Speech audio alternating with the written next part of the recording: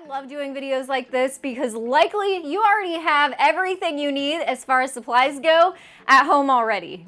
And I'm sure you already know by clicking on the title that we are crafting with books today. So hopefully you already have some at home, or you can head into Dollar Tree. They even have hardback books along with larger sized chapter books that you could use for these projects. But Dollar Tree may not be your best place to get a great deal on books, especially if you're going to be crafting with them. So also check at yard sales, check at the thrift store. Mine at my thrift store are only about 50 cents. Larger books are $1, so even cheaper than Dollar Tree. And before we get started, I want to say hello and welcome back to my devoted DIYers. If you're new here, my name is Shannon from TheDailyDIYer.com. If you haven't yet, hit that subscribe button. We do lots of budget-friendly DIYs, hacks, organization, and more projects around here using Dollar Tree items. I also want to thank Surebonder for sponsoring today's video, and I'm so excited to share these projects with you, so let's dive into the ideas right now. For this first project, we're going to make a really beautiful sort of decorative box that's disguised as a book. So to do that, I grabbed a couple books from Dollar Tree. We're going to be using this blue one. I thought this one would be really, really pretty. So I just took the cover off, and we need to remove the center pages. We don't need any of the pages on the inside. To do that, you're going to take an X-Acto knife and cut a line between the first page and the last page and the cover of the book.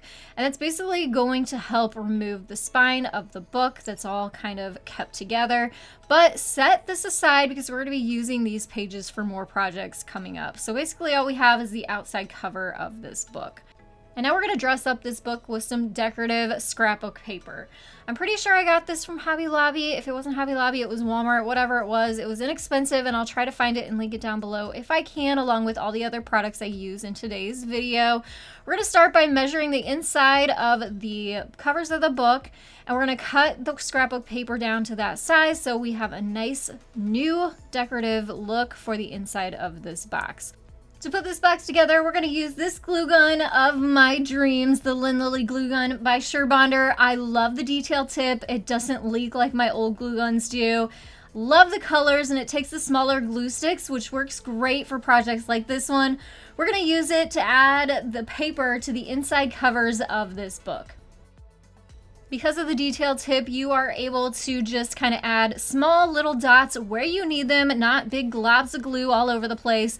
Onto the inside cover, I went around the edges, also put a few dots in the center, didn't overdo it, and then laid the scrapbook paper right on top of the glue. Made sure it was centered, moved it around a little bit, and then pressed it down flat when I was happy with where it was located. We're going to repeat the process for the other side as well. Now, I'm sure you're going to ask, how are we going to turn this into a box? Well, we're going to do that with some paint stir sticks. I found these really inexpensively on Amazon. I'll link them down below. However, I've also seen this done with rulers, which you can find at Dollar Tree as well, so keep your eye out for those. I had these on hand, so we're going to go with this, and I'm using my tin snips, my trusty tin snips. I will link those down in the description box below as well. We're going to use our Lily glue gun to add some glue to the outside edge, and also use the hot glue to reinforce the front and back side edges of the glue stick, just to make sure it's not going to fall forward or backwards on us, and just give it a little bit more stability. Now we're going to do the same thing to the end. So I started with the longer size. Now we're going to do the top and bottom edges. Again, just measured and cut the sticks down to size so they'll fit within the first two sticks there. Same thing, adding some hot glue to the bottom edge of the book. But this time I'm also adding some glue to the edges of the sticks that are going to be next to it too, to seal in those edges. I love hot glue because it dries quickly, sets up quickly, so we can move on to our next step. And that's what we're going to do here. Add some hot glue to the inside spine of this book and kind of push it up against that paint stir stick to create a lid on our box. Now, I didn't necessarily want the name of the book showing. Wasn't like a favorite book of mine or anything. So we're going to decorate that up too with some more scrapbook paper. I found this within the same pack of paper, so it all coordinates. I'm just cutting out this really pretty kind of Art Deco style metallic print and just kind of sized it, scaled it so it would fit within the spine of the book, cut it down to size. We're going to use some hot glue to attach that onto the spine and cover that up, and also add that really pretty decorative touch to it.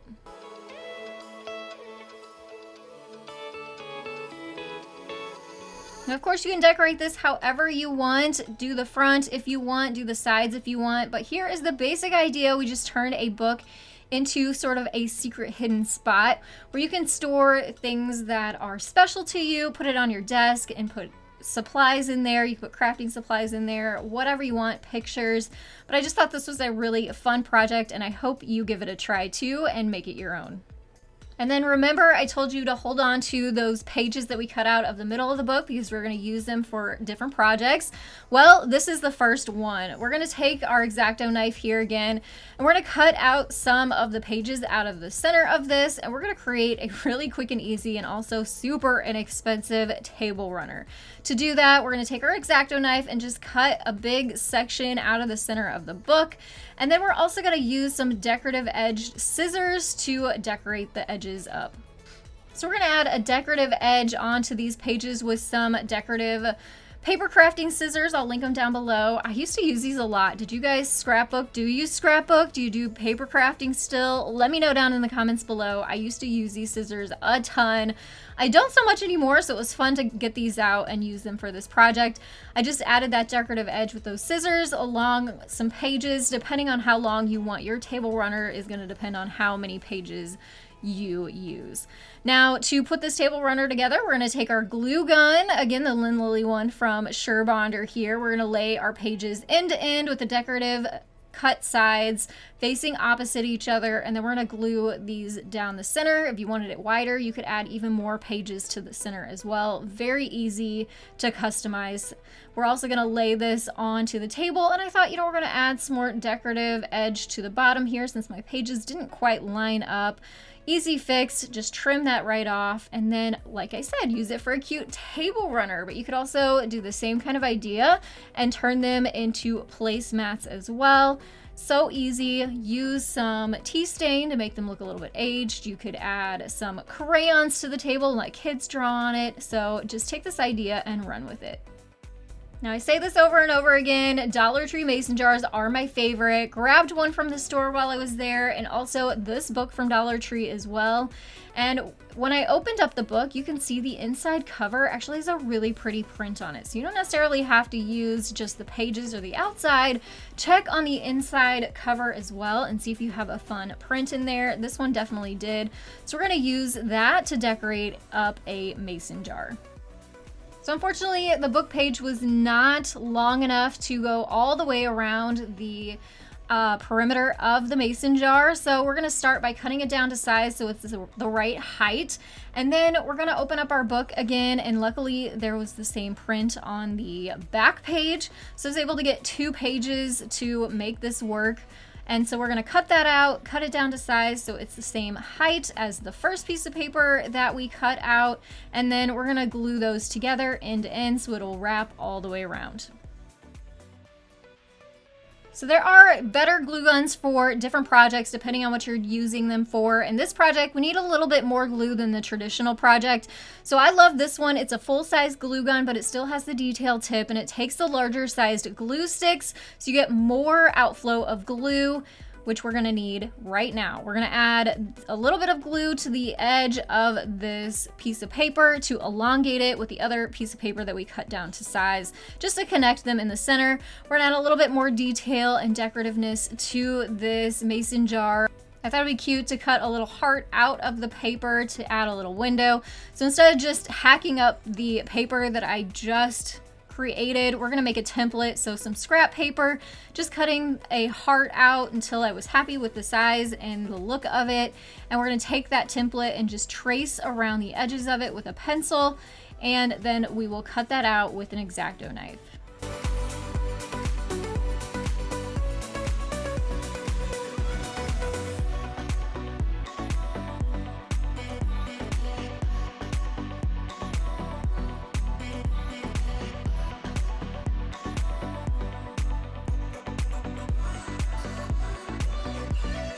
So now we have that cute heart and window cut out of our paper. But we need to trim down this paper even more, as now that we've added more paper to the end, it's too long. So I just sized it, wrapped it around, and then kind of marked where I wanted to cut it. And then we're just gonna fold it so it's even and make a little mark there, and then use our scissors to trim it down to size. And then here comes the part where we're gonna need that larger sized glue gun, so we can add a ton of hot glue onto this paper so it'll stay on our mason jar. So I turned it around, flipped it over to the back side, added some hot glue around the heart, and then we're going to center that heart on the front of the mason jar, and then work our way around the outside edge there, adding some more hot glue and wrapping it one side, adding some more hot glue to the other side, wrapping it and making sure we get a lot of glue on that edge there so it stays down. Then we're gonna add a little bit more accent to the top here. I thought it looked kind of plain. So we're gonna take some of the string you can find in the sort of utility area at Dollar Tree with the paint supplies and things like that, tools, automotive stuff. We're just gonna wrap that around a couple times at the top and cut the tails down. Add a battery powered tea light candle to the inside, also from Dollar Tree. I love this. You can even add some sand in there if you wanted, some decorative rocks in there. But all in all, this was super duper quick and easy, and who knew that it was made from a book from Dollar Tree too. I promised I'd throw in some beginner-friendly wood projects as we go throughout this year, so here's a good one. I'm using some scrap 1x4s, however the detailed instructions that I followed, which I'll link down in the description box below, called for 2x4s. I didn't have any on hand, but that's what we do around here. We use what we have, and this works as well. And it'll also save you a little bit of money if you want to go this route, as 1x4 is a little bit more cheaper than 2x4s. So I have 3 pieces here. We're going to cut them down to size. This one, we're going to take our miter saw, we're going to move it over to the 60-degree mark, which you can see down here, moves the saw angle over. To get the most out of our wood, we're gonna cut the corner off, making sure our blade hits that corner that's closest to you. And as you can see, we just cut a triangle off. We need this longer piece here on the left. We're gonna do the same thing to a second piece. So we're gonna have 2 pieces that are exactly the same. Cutting that corner piece off at 60 degrees. We're gonna take that triangle off and keep that piece on the left. Now we need to cut the other side of the boards that we just cut. So we're gonna move our saw over to 30 degrees this time and put the board back up against the saw, this time with the highest point or the tallest point facing to the left. We're gonna measure over to 11 inches. And then we are gonna take our saw, and you can see mine kind of casts a shadow down. We're gonna cut right up to that 11-inch mark. So here you can see we have 1 piece. We need 2 pieces that are gonna look just like this, but both ends of our 1x4 are cut, one at 60 degrees and one at 30 degrees, with the longest edge being 11 inches.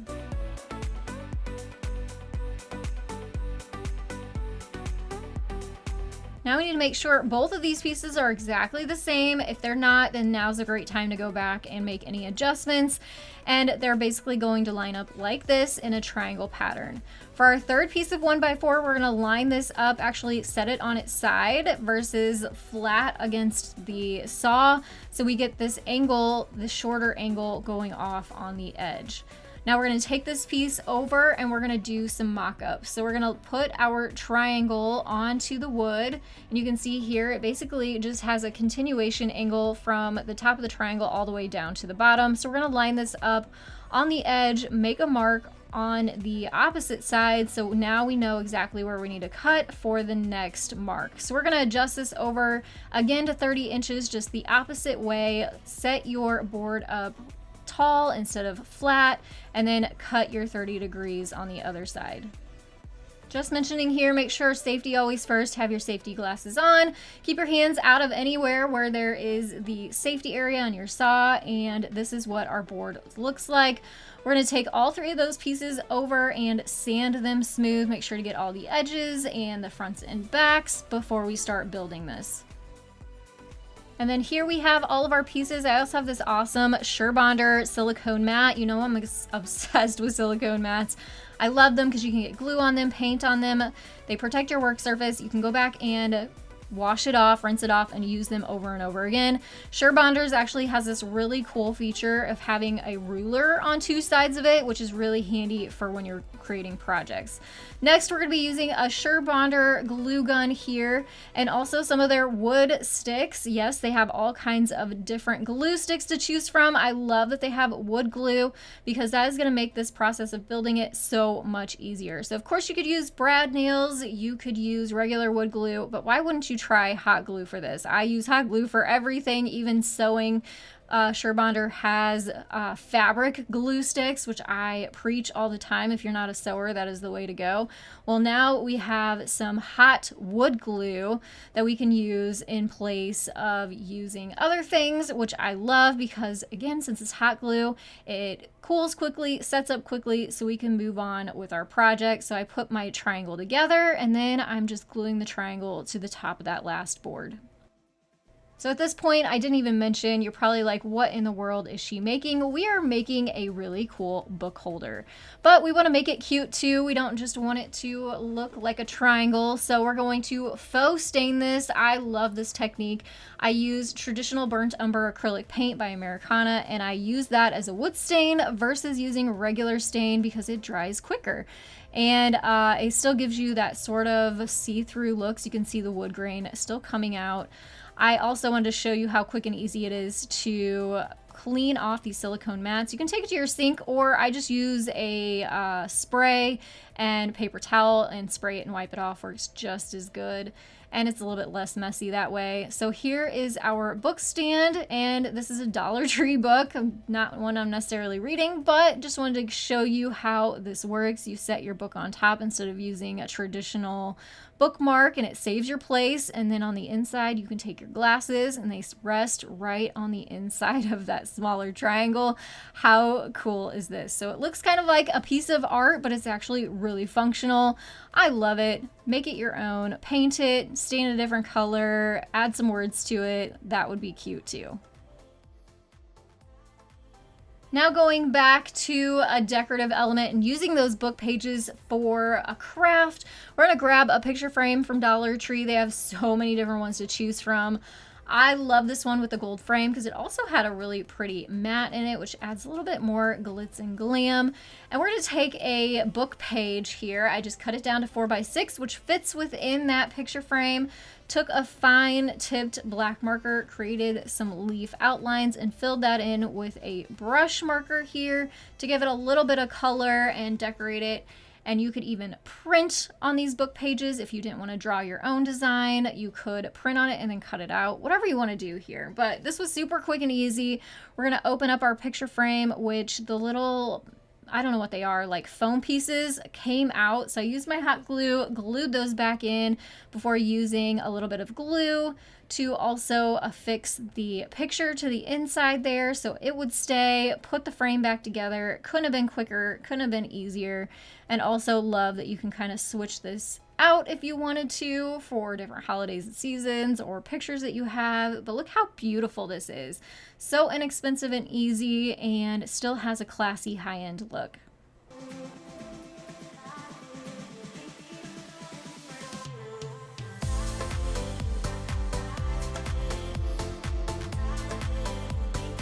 For this project, you're gonna need 2 books the same size, and when I say size, I mean thickness, height, width, all the things. So I found these 2 at Dollar Tree. We're gonna do the same thing here. We're gonna take our X-Acto knife and we're gonna cut all the book pages out of the center of both of them.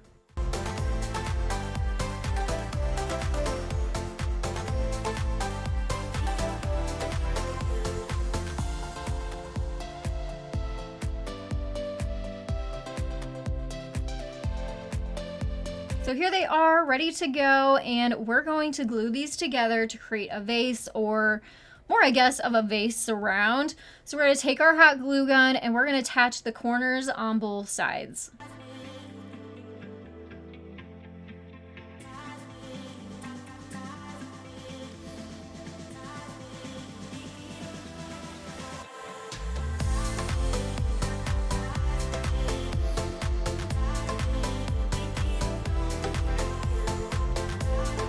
So it literally is that easy, and since it's hot glue, it just dries super quick, so we can start using this as a vase cover. So I had these faux plants, they already had pots in them, so I literally just took the pot, set it right down on the inside there, and kind of gave it a cool modern vibe and look. However, if this isn't your vibe, you can also paint these and you get kind of that geometric cover.